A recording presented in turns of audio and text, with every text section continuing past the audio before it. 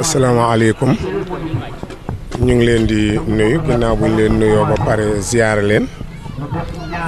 jéggalu leen ci déplacement yi ndax xam ne déplacement dafa métti gërëm mbooleem ñi fi daje ñëpp télé yi rajo yeeg ñëpp ñu ngi leen gërëm journaliste yi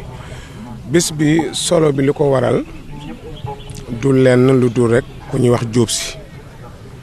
Diop Sy nag njabootu Serigne Mansour la mais su ma yeboon nag njabootu kër gi la moom moo initié lii muy def at mu jot mu jël ci wërsëgam la mu am jënd ay yére ne ginnaaw tabaski mu ngi dëdmal xale yi mun a koo sol mun am luñ tabaskee xam nga li ñu miin mooy ñaari tabaski bu jotee xale yi dañuy tumuranke parce que fu sa papa nekkul sa yaay nekku fa te kala yor mënula defal li war ci yow donc il faut nga tumuranke Diop Sy nag moom moo xool loolu xam ne li ko yàlla dénk ci wërsëg mën na ci sàkk dimbale xale yi mooy lële ngeen gis ñu jàll ko alors que loolu mooy sabab bi ñu di ñu ñaan nag en tant que jàngalekat en tant que nit ku ne ci daara ñu dénkuñu ko ñu itam bu ñëwee waxtaanal leen fekkee mbir mi ndax loolu moo gën a rafet kii ci suñu càmmoñ mooy Siñaan moom it sëriñu daara la te it bésu daara nag nitu daara rek ko mën a saytu ndax ñoo xam la ca daara ja keneen ku ci dugg itam da ngay tatone mais la ngay wax leerul la mu ngi mel ni journalisme rek ñun jànguñu ko tey buñ ci duggoon mën nañu wax erreur baa ñu def erreur mais dañuy tatone parce que duñ wax lu nekk ci yoon donc daara noonu la tëddee Diop ba nga xamee def na ko it mu jël kii xale bii moo nekk ak moom muy Mansour Mbeng yor léppam fii ci Tivaouane vraiment mu ne ko kon dama bëgg ñu dajale xale yi li ma am ma jëndee ko ay yére fay ay tailleur yi ñaw ko Diop moo ko jënd moo ko ñawlu mu nga ne lépp lu ñaw ba pare la bu ko defee dañuy jox daara bu ne ay yéreem xale yi sol ko mun ko tabaskee defe naa initiative bu rafet la ñi nga xam ne may faral di wax ne kuy xeex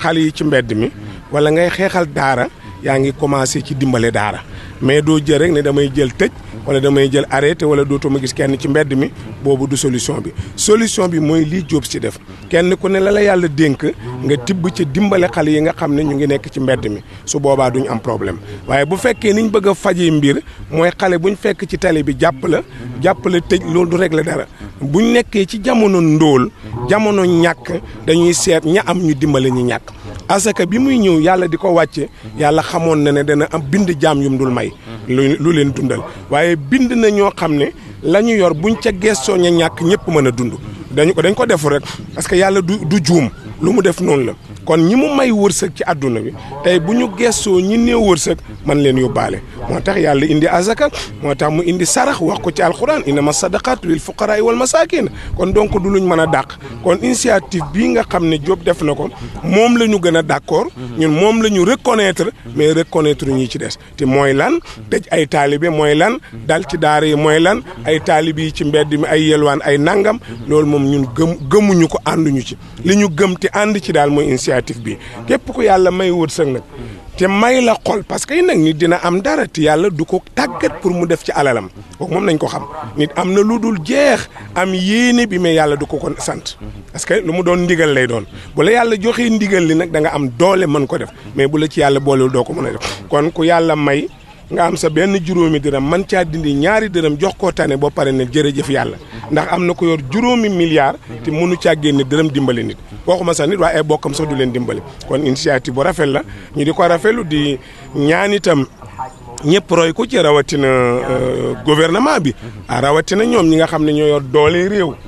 réew ku ko yor yaa mën a dimbale waa réew defe naa lii bu fekkoonte ne état dina koy def gisuma lu ko gën waaw borom alal bu ne di ko def gisuma lu ko gën man daal saaga yee xase yi daal lii ma ko dàqal ma waaw parce que amul solo. bi mooy ñaata édition est-ce que dañ koy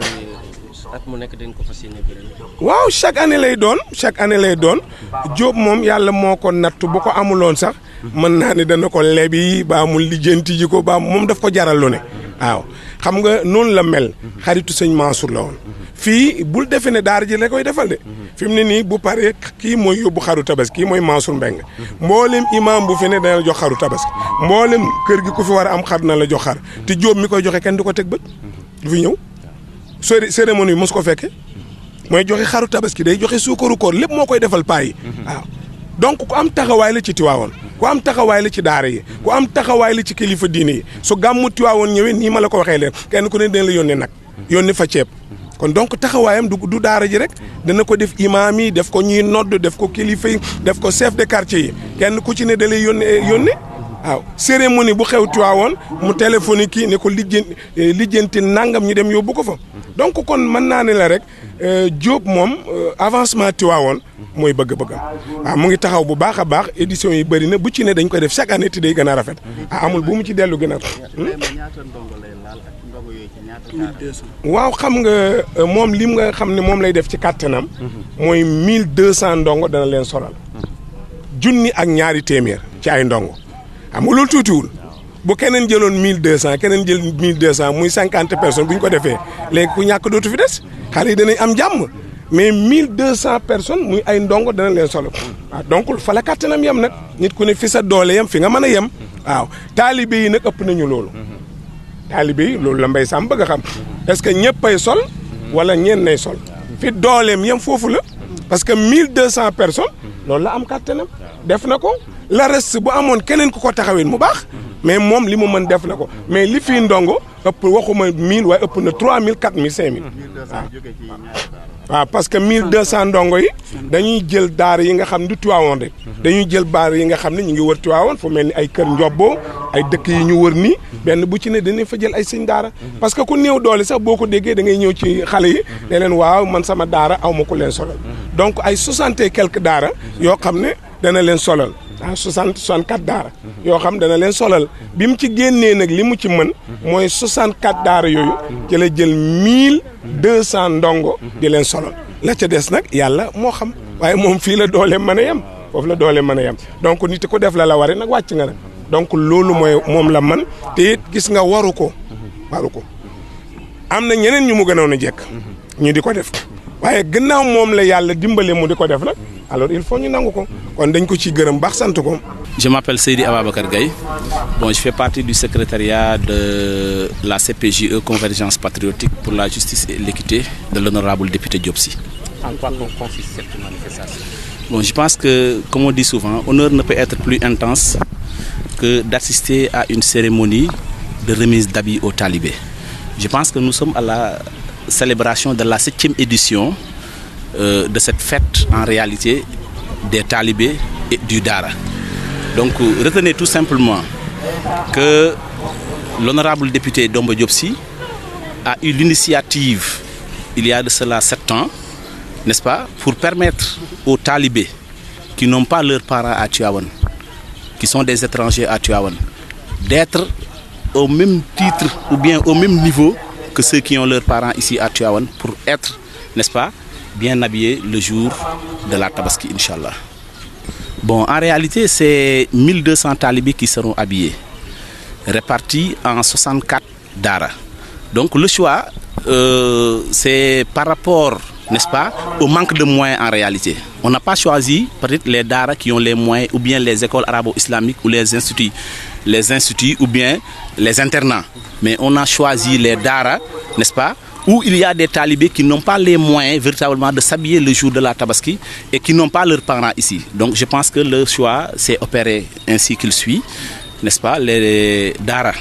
qui ont peu de moyens, qui n'ont pas véritablement les moyens, n'est-ce pas, de permettre à leurs talibés de s'habiller le jour de la Tabaski. Ce sont des daara qui sont dans Tivaouane, les villages environnants? Non, il y a des daara qui sont à Tivaouane, dans la commune de Tivaouane. Mais il y a aussi des daara qui ne sont pas dans la commune de Tivaouane. Je peux citer le daara de Kargalo Kébé, je peux citer le daara de Sinthiou Sadio, je peux citer aussi certains daara qui sont dans les périphéries, dans la banlieue tivaouanoise. Il y a par exemple, on en a à Kër Ndiobbo, on en a à Kër Magueye et tant d'autres, et à Khombol aussi. Je pense qu'il y a tant d'autres daara qui ont été choisis, peut-être dans la périphérie de Tivaouane. Il y a aussi le daara de Béti. Donc je pense que la liste est loin d'être exhaustive. Quand nous faisons cette cérémonie, quand nous organisons, c'est un appel. Ce n'est pas une manière de se faire voir. Parce que comme le prêcheur Irandaou l'a dit, Diop Sy a l'habitude de faire sans se faire voir. Il ne s'est jamais présenté dans ces cérémonies. Il n'a jamais aussi demandé à une personne, est-ce que tu as reçu ce que je t'ai donné? Jamais il ne le fait pas. Mais je pense que quand on organise cette cérémonie et que nous appelons la presse, c'est pour véritablement faire un appel. Demander à tous ceux qui ont les moyens, n'est-ce pas, de s'investir dans ce secteur. Parce qu'en réalité, les Dara ont besoin d'aide. Ils ont besoin d'être soutenus. Donc ils ont également aussi besoin d'être encadrés sur tous les plans. Donc ce que nous faisons là, c'est un appel que nous lançons à toutes les autorités, à tous ceux qui aussi ont les moyens, n'est-ce pas, d'appuyer et d'encadrer les Dara aussi, de venir investir dans les Dara. Parce qu'en réalité, l'éducation pour tous doit être une réalité au Sénégal. Parce que l'éducation ne doit pas véritablement, n'est-ce pas, être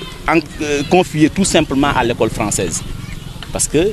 parfois on dit que c'est un intellectuel, c'est quelqu'un qui a fait l'école française. Non, un intellectuel, c'est quelqu'un qui se sert de son intellect. C'est quelqu'un qui a fait l'école. Et quand on dit l'école, c'est l'école coranique aussi en fait partie. Donc l'éducation pour tous, comme je l'ai dit, doit être une réalité au Sénégal. Et pour être une réalité au Sénégal, il faut que toutes les sensibilités, n'est-ce pas, soient considérées. Il faut que aussi toutes les sensibilités soient reconnues au même titre également. Voilà, je ne pense pas que cela devait être une initiative du gouvernement qui plutôt, comme le dit